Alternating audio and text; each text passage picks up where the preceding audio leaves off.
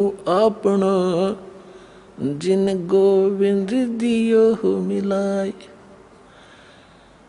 अपनात्माओं, परमात्मा कहते कबीर हरि जय रूठ जा, गुरु की शरण में जाए। कहे कबीर गुरु रूठ गए तो हर नहीं होत सहाय। अब जैसे किसी व्यक्ति को सुख प्राप्त है और चाहे वो भक्ति कर रहा है नहीं कर रहा है, तो आम व्यक्ति ये कहा करता है कि इसका भगवान राज्य है, इसका परमात्मा इस पर प्रसन्न है। और जिनके ऊपर दुख पे दुख आ रहे होते हैं तो वो अपने आप ही कहा करता है कि हमारा राम रुस गया, हमारा भगवान रुष्ट हो चुका है, हमारा भगवान रुष्ट है, इसलिए हमें दुख हो रहे। तो यहाँ कबीर साहब कहते हैं कबीर हरि जय रूठ जा, गुरु की शरण में जावे। कहे कबीर गुरु रूठ गए तो हर ना होत सहाय। गुरु गोविंद दोनों खड़े किसके लागू पाए, बलिहारी गुरु अपना जिन गोविंद दियो मिलाए। अब जैसे उदाहरणार्थ कोई जंगल में खेतों में मजदूरी कर रहा है या कार्य कोई कर रहा है, एक मटका पानी का भर के रख लिया। जब तक वो जल उपलब्ध है उस घड़े में उसको कोई प्रॉब्लम नहीं, जो कहीं से उठा भर के लाया है। और जब वो जल समाप्त हो जाता है तो वो असुविधा हुई, उसको प्यासा मर रहा है, तो उसका क्या तरीका है कि फिर से जाइए उस हैंडपंप या कुएं पर और फिर से वो जल प्राप्त कीजिए, और फिर सुविधा होगी, फिर जान बची। इसी प्रकार जब तक आपके पूर्व जन्म का संचित पुण्यों का घड़ा भरा है, आपका राम राज्य है, आपका भगवान प्रसन्न है, आपको कोई आपत्ति नहीं है, और जिस समय आपके पुण्य समाप्त हो गए तो समझो आपका राम रुष्ट गया, रुष्ट हो गया। अब पुण्य क्षीण हुए तो दुख हुए, दुख हुए तो राम रुष्ट गया, रुष्ट हुआ। तो क्या बताते हैं कबीर हरि जय रूठ जा, गुरु की शरण में जावे।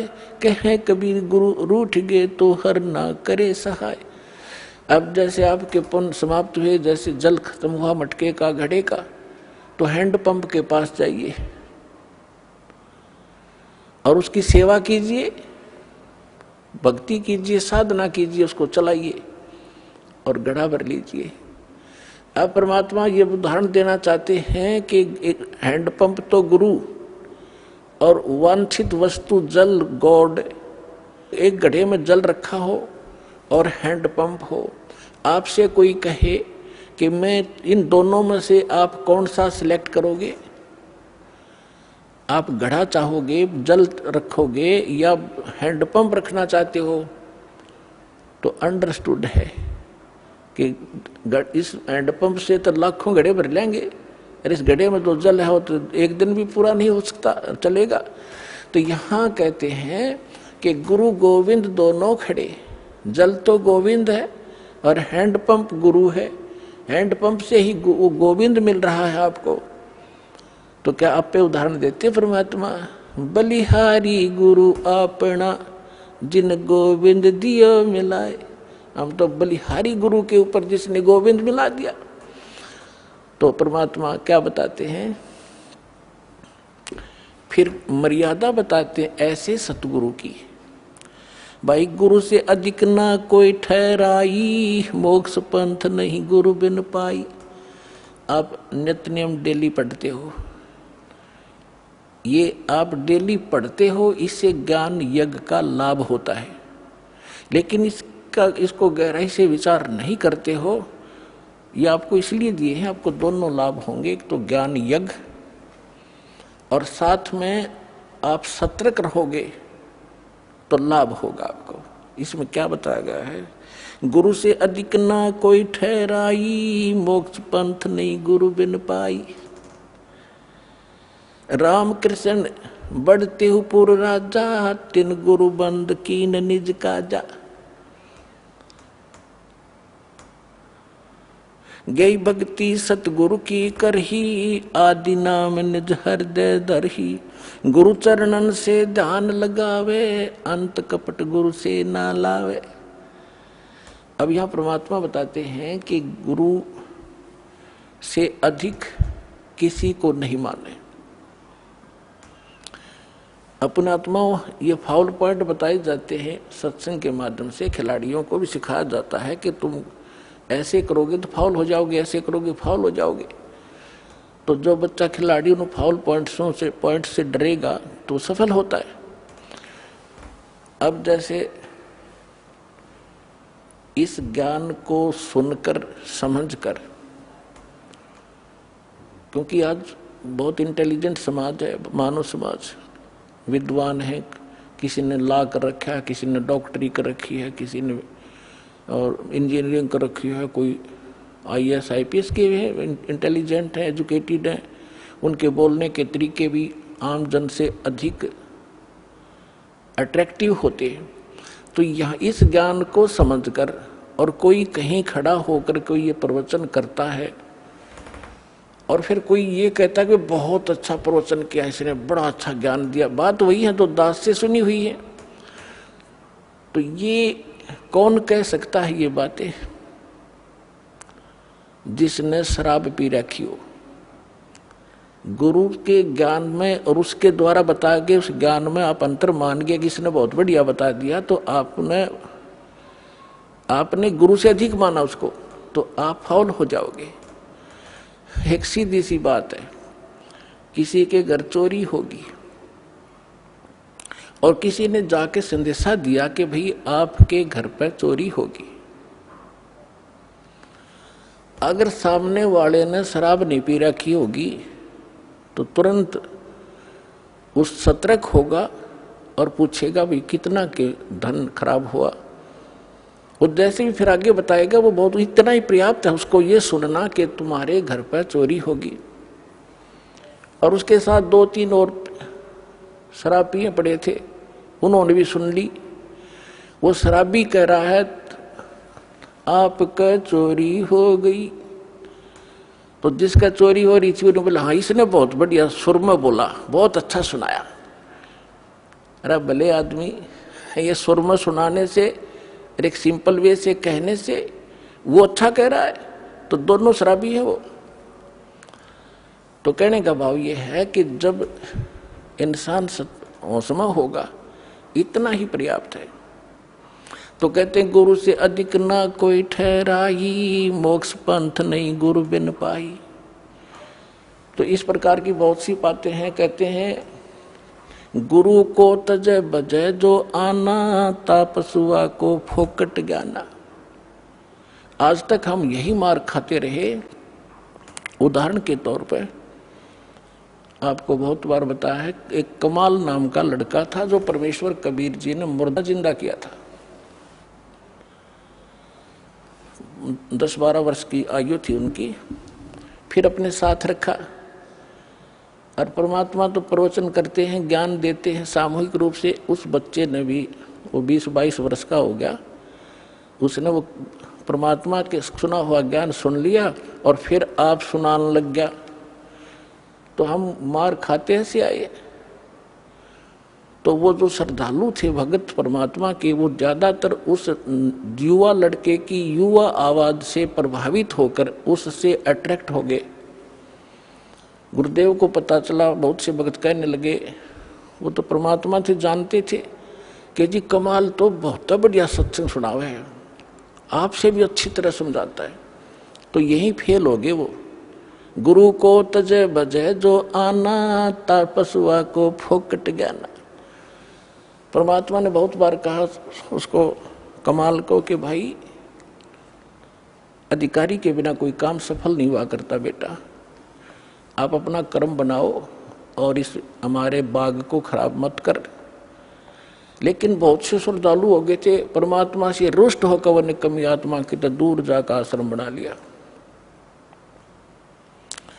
और जो उससे प्रभावित थे वो भक्त नकली, वो भी उसके साथ वही जाने लग गए, अलग से डेरा आश्रम बना लिया, वहां सत्संग करने लग गया। अब जब तक परमात्मा से प्राप्त उस ज्ञान से, आशीर्वाद से, नाम से उनकी बैटरी चार्ज हुई थी। तब तक तो उनके खूब पुण्य रहे, खूब सुख हो रहे थे। जाते थे वहाँ कमाल के पास तो उनको कोई महसूस नहीं हो रहा था कि हमने गलती कर दी। फिर 2-4 वर्ष के बाद उनकी लगी बिरान मट्टी होने, वो वहाँ जोगे भी नहीं रहे गुरु जी के पास, वो क्लियर हो रहे थे, उसके साथ चले गए। और सब अब अपनी अन्य पूजाएं फिर करने लगे, क्योंकि जो लाभ हो रहा था वो बंद हुआ और वो बैटरी चार्ज डिस्चार्ज होगी। अब उसने देखा कि भी संगत तो कम होगी, आना यहाँ पर मेरे पास। उसने एक ड्रामा रचा कि अभी कबीर साहब का प्रगट दिवस मनाएंगे और हम भंडारा करेंगे, सभी आना गांव नगर के। और कहा सब दूध लेके आना, कल खीर बनाएंगे। अब वो सोचा भाई बाबा जी का आदेश है, पहले भगवान से थोड़े बहुत डरते भी थे, तो कहने लगे ठीक है। तो सब ने क्या सोचा कि जल्दी उठ कर वहाँ दूध डालाएंगे संत जी के भंडारे में। तो उन्होंने सोचा, सब के मन में दोष आ गया कि थोड़ा वो दूध होता, जेठ के महीने में अपनवासी प्रगट दिवस मनाया जाता है, दूध पहले ही कम हो जाता उसमें। तो उन्होंने सोचा कि मैं आधा दूध, थोड़ा सा दूध और पानी डालकर डालाऊंगा देरे में, कौन देखा है। परमात्मा ने ऐसी प्रेरणा की, पूरे गांव के जितने भी 100-200 भगत थे वो एक एक लोटा पानी, थोड़ा सा दूध डालें और पानी का लोटा, उनने लाइन लग गई वहाँ पर। और उन्हें कहा जी कहाँ डालना है, उन्हें एक ड्राम रख दिया और ड्राम भर दिया अंधेरे में पानी का, थोड़ा थोड़ा सफ़ेद। तो सुबह उठकर वो कहने लगा, कमाल के भी आज तो सारा गांव प्रसन्न हो गया है और बहुत दूध आया है, बना लो खीर। वह सेवादार खीर बनाने गए और पानी का भरा ड्राम बोला जी दूध तैयारी तो पानी है मेरा। इतना शर्मिंदा हो गया, वो गांव छोड़ के भाग गया वहां से रामजादा। तो पुण्यात्माओं, गुरु को तजय बजय जो आना, तापसुआ को फोकट ज्ञाना। आगे सुनाते हैं, गुरु चरणन से ध्यान लगावे, अंत कपट गुरु से ना लावे। गुरु सेवा में फल सर्वस आवे, गुरु विमुख नर पार न पावे। गुरु वचन निश्चय कर माने, पूरे गुरु की सेवा ठाने। पूरे गुरु की, इनकम्प्लीट से कोई लाभ नहीं होता। मोबाइल का एक नंबर भी फोन का कम हो जाए तो पता नहीं कहाँ मिलेगा जाके, यानी आपका कार्य सिद्ध नहीं होगा। गुरु की शरणा लीजय भाई, ताते जीव नरक नहीं जाई। गुरु कृपा कटे यम फांसी, विलम न हो मिले अविनाशी। गुरु बिन काहु न पाया ज्ञाना, जो थो था बुस छड़े मूड किसाना। तीरथ व्रत और सब पूजा, गुरु बिन दाता और न दूजा। अब क्या बताते हैं परमात्मा, गुरु के चरण सदा चित दीजय, जीवन जन्म सफल कर लीजय। गुरु भक्ता मम आत्म होई, वाके हृदय रहूं समोई।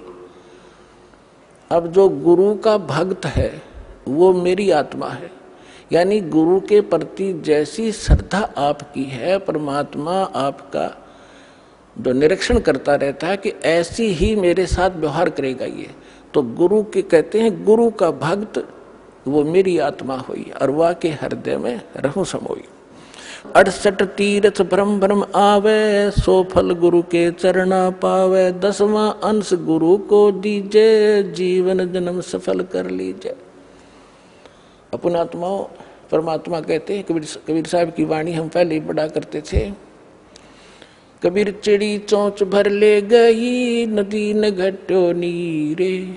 दान दिए धन घटे नहीं, यूं कह रे साहिब कबीरे।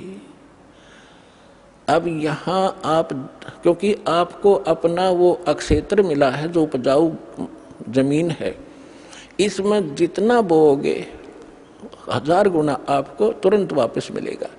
ये कोई भाट भिखारी का आश्रम नहीं, उस समर्थ का दिया हुआ आश्रम है, उसका दिया हुआ ज्ञान है। यहाँ पहले हम क्या क्या देखा करते थे गांव में कि भी ऐसे कोई आपत्ति आ गई, कोई धर्म कर दो, बना के मीठे चौड़ खा लिया करते, उसी से आपत्ति हल्की हुई महसूस होती थी। और यहाँ कैसे भंडारे चल रहे, कहाँ कहाँ से दुखी आत्मा आती है, यहाँ आते 90% शांति उनको ये हो जाती है, किसी चीज की असुविधा नहीं, तो 90% टेंशन यहाँ आते खत्म हो जाती है। ऐसे स्थान पर किया हुआ दान, कहते धर्म तो 10 का नहीं, 10 का माने नाश नहीं होता ऐसे किए हुए पुण्य का, और 10 के तीनों लोग खैर आए तो मैं खैर है कीजिए आत्म भोग। तो यहाँ कबीर साहब कहते हैं 10वां अंश गुरु को दीजिए, जीवन जन्म सफल कर लीजिए। गुरु बिन होम यज्ञ नहीं कीजिए, गुरु की आज्ञा माहे रहीजे। गुरु बिन माला फेरते, गुरु बिन देते दान, गुरु बिन दोनों निष्फल हैं, चाहे पूछो वेद पुराण। अपनात्मा भक्ति अध्यात्म मार्ग से अपरिचित होने के कारण भटक रहे थे। हम पुण्य दान भी करते थे पर प्रतिफल नहीं मिल रहा था। अब गुरु के बिना किया हुआ दान कभी सफल नहीं होगा, ये भगवान का आदेश है। आपको अब गुरु मिले हैं, विश्व में गुरु नहीं, ठीक है, वैसे तो जैसा कर्म करोगे यहाँ का विधान है, फल मिलेगा। जैसे किसी ने भंडारे कर दिए, कोई कबूतर को, पक्षियों को दाने डाल दिए, कहीं कंबल बांट दिए, कोई गौशाला धर्मशाला बनवा दी। अब दोनों बात कहते हैं परमात्मा के गुरु के बिना किया हुआ दान आपको कोई लाभ नहीं देगा। फिर ये भी कहते हैं पावेगा अपना किया रे, भोगेगा अपना किया रे, जैसा करेगा वैसा मिले भीगा। अब जैसे कोई सेठ साहूकार बना हुआ है, उन्होंने भंडारे कर दिए, कंबल बांट दिए, बहुत से अनाथों को भोजन खिला दिए, तो फिर क्या होगा? गुरु मिला, नहीं मिले तो नकली मिले, तो अगले जन्म में वो ऐसा किया हुआ उसको मिलेगा, क्योंकि फिर वो क्या बनेगा? कुत्ते की योनि में जाएगा, और कुत्ता बनेगा अच्छे कोई ऑफिसर के, किसी सेठ के घर पे, वो किया हुआ मिलेगा उसको। अब उसका ड्राइवर तो होगा मनुष्य, और वो कुत्ता बैठेगा कार में पिछली सीट पे, माल्यकाली पे।